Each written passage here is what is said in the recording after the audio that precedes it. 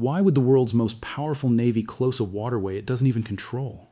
I've spent years reading satellite tasking orders and fleet movement logs for a living, and I have never seen a blockade built quite like the one that just went live in the Gulf. Stay with me, because the detail that matters most here isn't the ships. It's the single sentence buried in the Central Command statement that almost nobody is talking about yet, and I promise I'll get to it.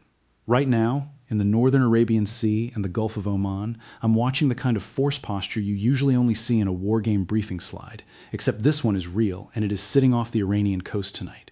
Carrier strike groups. Arleigh Burke-class guided missile destroyers running full Aegis combat systems. Submarines somewhere beneath the surface that I guarantee nobody on the Iranian side can currently track. Maritime patrol aircraft stacked overhead. Fast interceptor craft staged and ready for close quarters boardings.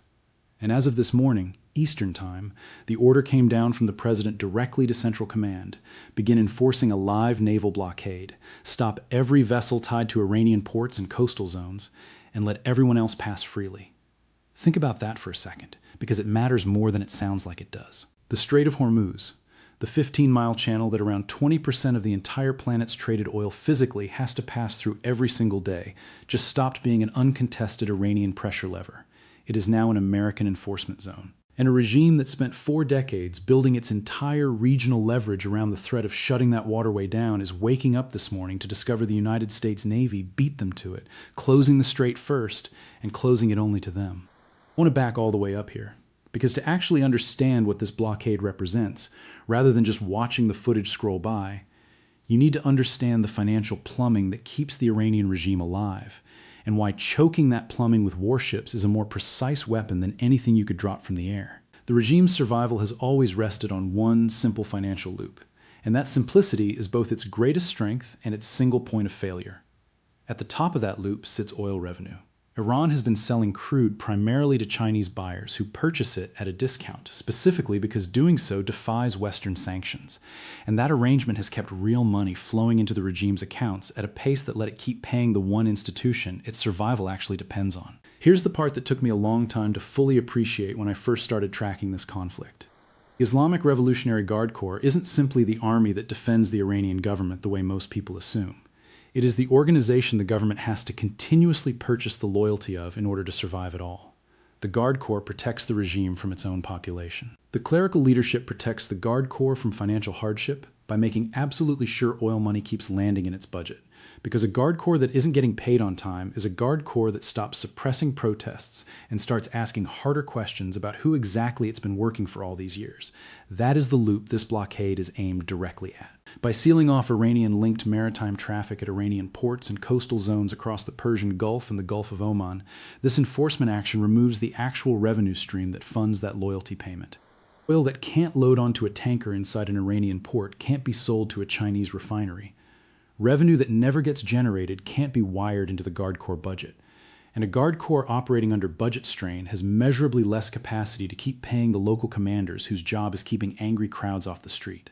This is not primarily a military action, even though the tools enforcing it are entirely military.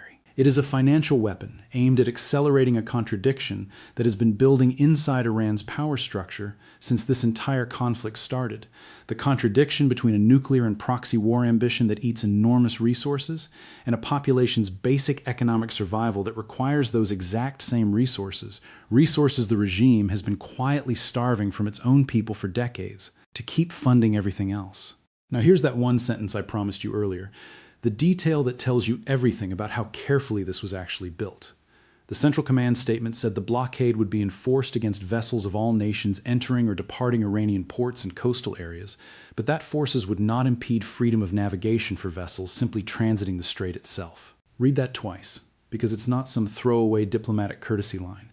It is the entire legal and operational architecture that separates a targeted American enforcement action against Iran, specifically from what would otherwise look like an illegal interference with international maritime law. American forces aren't closing the strait to the world. They are blockading Iranian port access specifically, while leaving the strait open for every other flag on Earth. Which is exactly why Iran's own claim that this constitutes illegal piracy has always struck me as the reflex of a government that understands precisely how narrow that legal distinction is and needs to muddy it in front of an international audience because the distinction itself completely guts Iran's legal argument. A government confident in its own position doesn't need to call maritime law enforcement piracy. It just states its case and lets lawyers argue it out. Now, here's where the geography gets genuinely interesting, and it's the part of this story I think almost nobody watching from the outside has actually connected yet. Remember all those mines the Guard Corps laid across the Strait's northern approaches over the preceding weeks, meant to make life miserable for American escort operations and force commercial shipping into slower, more dangerous routing? Those mines are now working against the exact people who planted them. They pushed commercial traffic onto southern routes, hugging the Omani coastline, further from Iranian coastal launch positions, which happens to be precisely where American naval enforcement assets can operate with the most freedom, the least exposure, and the most favorable intercept geometry against anyone trying to run this blockade on Iran's behalf. Iran built a minefield to make the Strait dangerous for American ships, and the actual effect has been to funnel commercial shipping into the one corridor where American enforcement is strongest and Iranian harassment capability is weakest. I want you to sit with that irony for a second, because strategic own goals like that don't happen often in a conflict this closely watched, and this one is going to get studied in staff colleges for years. Then there's the island position that's been functioning as what I can only describe as the Guard Corps toll booth operation, a mafia-style collection point where Iranian fast boats have been directing tankers to effectively pay for passage through what Tehran insists is exclusively its waterway. That position sits right in the exact zone where this blockade's enforcement geometry produces maximum pressure. Under this blockade, the vessels the Guard Corps was taxing and harassing simply aren't approaching those positions anymore. They're transiting the southern corridor under American naval escort instead. The toll booth is sitting there open for business, and there's nobody left driving up to pay the toll. That's not a position of strength. That's a position of watching your own leverage evaporate in real time. Iran's public response to the blockade announcement followed almost exactly the pattern I've come to expect from this regime by now: heated rhetoric about illegality, and the release of a propaganda video showing an animated aircraft carrier flipping over and missiles firing backward. I want to spend a minute on that specific piece of propaganda because I think it reveals more about the internal state of this regime than any official statement could. That video was never meant to fool American military planners. Nobody in the Pentagon forms threat assessments off animated state media clips. It was produced for one audience only: the Iranian population that has spent weeks watching this conflict grind down the Guard Corps, living through unreliable power in multiple provinces and unable to withdraw their own savings from frozen banks.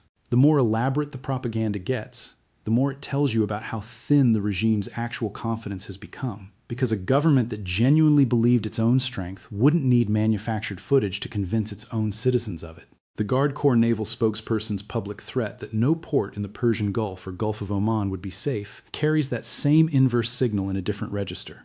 A force that actually believes it can credibly threaten every port doesn't announce that intention days in advance. It simply executes the threat and lets the demonstrated result do the deterring. Based on everything documented about the Guard Corps' remaining fast boat flotillas and coastal launch infrastructure after weeks of sustained strikes, that capability gap between the declaration and the reality keeps widening with every strike package that finds another concealed position and removes it from the board. Now let's talk about the part of this force posture that I think is genuinely the hardest for Iran to counter, and it isn't the destroyers. It's what's underneath the water that nobody can see. American attack submarines operating in the Arabian Sea and the Gulf of Oman are essentially invisible to every sensor system Iran has left to throw at them. They don't emit the radar signature Iranian early warning systems are built to detect, and their acoustic signature, after decades of underinvestment and sanction-strangled maintenance on Iran's own passive sonar network, is far below what Iran can characterize precisely enough to generate a usable engagement solution. They are simply present beneath the surface, quietly feeding the intelligence picture, positioned for whatever tasking Central Command needs next. Any Iranian fast attack boat approaching this zone right now does so knowing American submarines are somewhere nearby, that the sensor gap between the two navies is not close, and that any escalatory move it makes is already being watched. The submarine's real contribution was never about the torpedoes it carries. It's the psychological certainty of its presence, and the knowledge that engaging American surface forces might mean engaging an adversary whose exact position can never be confirmed until the consequences have already arrived. There's an infrastructure story here too that I think deserves far more attention than it's gotten. Iran's oil pipeline project, the ambitious plan to route crude from the country's northern interior fields straight to the southern coast, bypassing Karg Island and the Strait entirely. That project is the regime's long-term structural answer to exactly the scenario that just arrived. And its existence tells you Iranian planners understood years ago that strait leverage was ultimately vulnerable to American naval dominance. The open question is whether the southern ports that pipeline connects to are themselves caught inside this blockade scope, because the Central Command statement was explicit that the blockade covers every Iranian port on the Arabian Gulf and Gulf of Oman coastline. If that pipeline's southern terminus feeds into a port on that coast, its entire strategic purpose, routing around the strait, gets defeated the moment that port falls inside the blockade scope. The pipeline that was supposed to be Iran's answer to American naval dominance may have been engineered around a scenario where the blockade covered the strait but left the ports alone. This blockade covers the ports. Before any of this went live, there was a 21-hour negotiation window that collapsed, and that collapse gives you the cleanest window into why the blockade happened at all. The vice president laid out the American position bluntly afterward, that Iran had rejected the one requirement the negotiation actually centered on: no nuclear weapons program, full stop. Iran's own counterframing, that the American side was making excessive demands, tells you everything about the actual gap between the two positions. One side believes a nuclear-armed Iran is the outcome this entire campaign exists to prevent. The other treats its nuclear program as a sovereign right, whose abandonment would be a humiliation. The regime cannot politically survive. 21 hours of talks produced no movement on that gap, and this blockade is the direct consequence. So let's walk through what actually happens in the hours right after a blockade like this goes fully live, because there's a specific cascade of decisions the Iranian command structure is being forced to make simultaneously, with degraded internal communications, under serious economic strain, in the middle of a leadership situation that has left its highest authority largely out of public view for weeks. The first decision facing them is whether to physically challenge the blockade with whatever fast attack capability still remains operational. Sending a fast boat at an Arleigh Burke-class destroyer running full Aegis integration, backed by carrier, launched fighter cover, and a submarine somewhere beneath the surface is a choice that produces one very predictable outcome, and Iran has made that exact choice before and received that exact outcome before. The open question is whether internal pressure inside the Guard Corps, hardline factions whose leadership needs to demonstrate continued capability to a domestic audience losing patience, generates enough institutional momentum to force an engagement every honest military assessment calls a losing move. Institutions under this kind of pressure sometimes make decisions their own military logic condemns, because their political logic demands them anyway. The second decision is whether to activate the Shahed drone capability from those island launch positions against vessels sitting inside the enforcement zone. The Shahed has been the Guard Corps' most persistently used weapon throughout this conflict, cheaper than ballistic missiles and launchable from scattered positions that make targeting the launch infrastructure harder than targeting a fixed surface ship. But the enforcement zone also happens to be exactly where American overhead surveillance is most concentrated, and where the close-in weapon systems on American surface combatants, built specifically to engage slow, low-flying threats at close range, are most effective against precisely the flight profile a Shahed flies.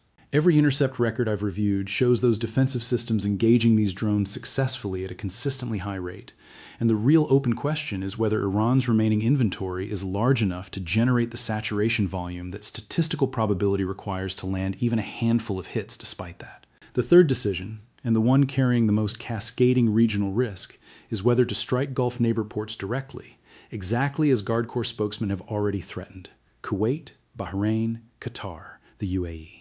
These are the ports those countries' own oil export revenue flows through, and facilities sitting right next to American bases staging the carrier air wings currently executing this blockade. Striking any of them would activate the exact coalition response Iran's regional proxy strategy has spent years trying to avoid triggering, giving Saudi Arabia an unambiguous justification to respond directly and pushing Gulf fighter squadrons already flying strike operations to escalate their tempo further. That threat that no Gulf port will be safe reads to me like the declaration of an organization that has modeled the coalition response, concluded it would be genuinely catastrophic for its own survival, and is issuing the threat anyway, purely because it believes the scale of that catastrophe is exactly what will deter the United States from maintaining the blockade. That's the entire deterrence theory that has governed Iranian strategic communication throughout this conflict, the idea that the threat alone can substitute for capability, and every week of operational history since this started keeps demonstrating that the theory doesn't hold up under real pressure. Now, I want to talk about the human dimension of this,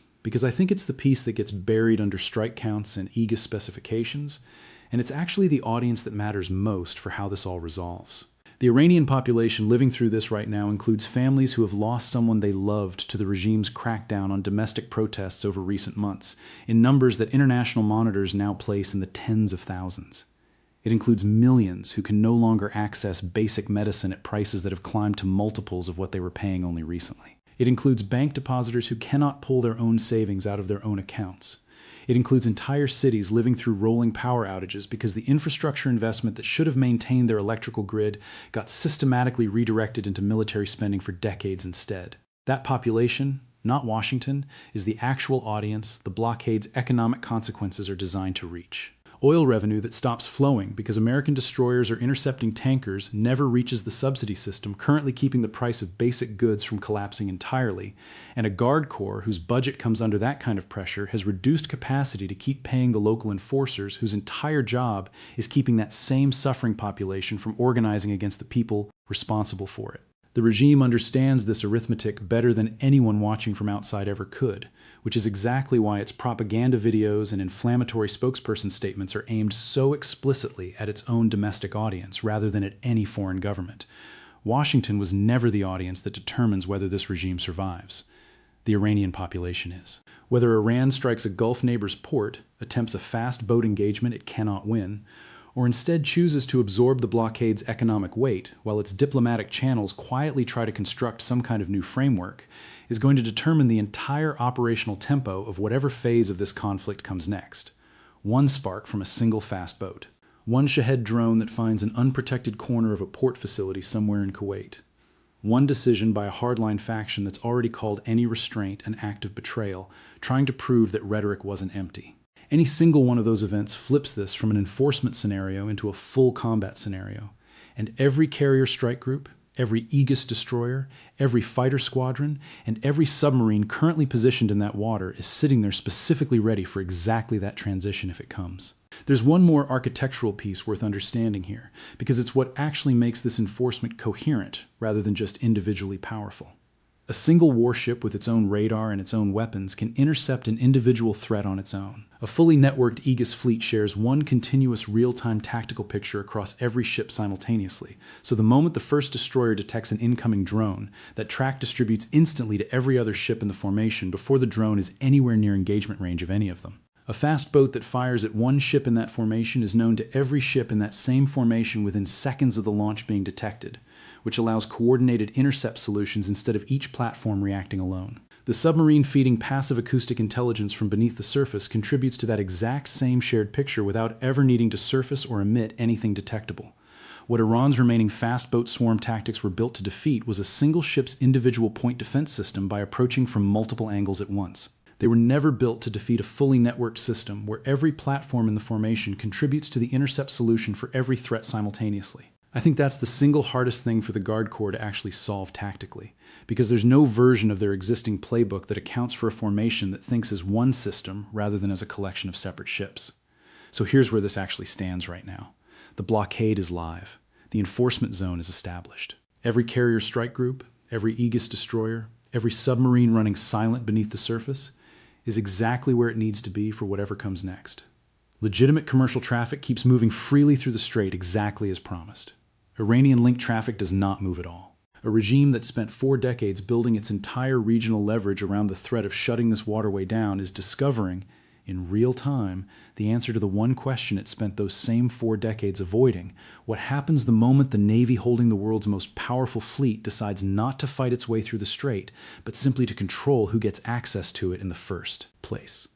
The strait stays open for everyone on Earth except Iran. The propaganda video of an animated aircraft carrier flipping over keeps playing on state television while, out in the water, it's supposedly mocking. Real destroyer crews hold their positions and real submarines nobody can locate hold theirs beneath them. And the blockade that was always, honestly, the logical conclusion of American naval dominance in this exact geography has just started the exact economic process that 4 decades of Iranian military investment was specifically designed to make impossible.